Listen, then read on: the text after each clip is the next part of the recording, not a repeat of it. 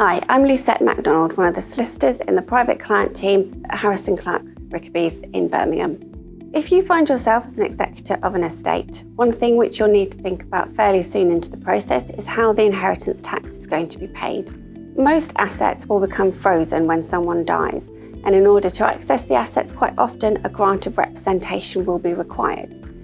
But in order to get the grant of representation, any inheritance tax which is payable will need to be paid before you can apply for the grant.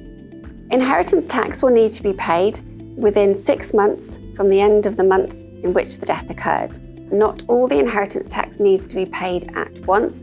Certain assets in an estate may qualify for the instalment option. So by their nature, some assets can take some time to sell. Property, for instance, qualifies for the instalment option because you need a grant of probate to sell a property, and quite a lot of the time a large amount of the value of the estate is caught up in the property. This can also apply to certain shareholdings such as unlisted shares or where someone has control of a company. The first instalment is due 6 months from the end of the month in which the death occurred. This is called the due date. There are 9 further instalments, all due on the due date for the next 9 years.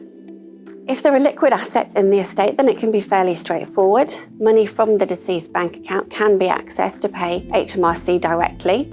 This also applies to national savings and investment accounts and government stocks. In some circumstances, you may also be able to access portfolio of shares and sell some of the shares from within the portfolio, although often you will need to sign an indemnity in order to do this, and not every financial advisor or stockbroker will allow this. If any of the qualifying assets are sold from the estate, then the inheritance tax will become immediately payable on them. So this is something to consider early on in the administration of the estate. It's also something to consider when you're estate planning yourself, thinking ahead to what inheritance tax will be payable and how your executors will be able to find that money to pay the inheritance tax.